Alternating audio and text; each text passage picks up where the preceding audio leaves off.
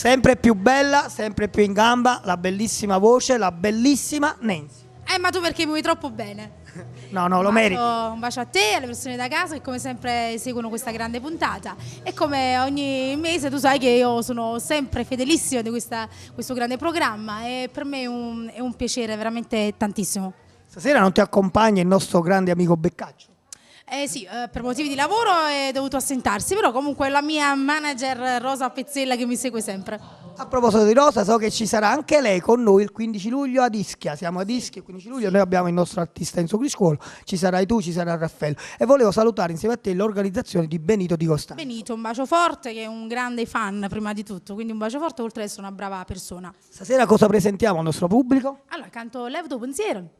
E ce l'uomo pensiero, scritta da Piero Palumbo e Tony Aprile, che saluto, e ricordiamo sempre gli arrangiamenti sono del maestro Enzo Rossi, è dedicata interamente a tutti gli innamorati. Fa parte sempre del grande disco Indelebile. Indelebile, è uscito il 10 marzo, invito ad acquistarlo le persone che non l'hanno ancora fatto, e che dire, ascoltatelo e magari giudicate. Leviamo il suo pensiero, ma seguiamo soprattutto Cantiamo Napoli!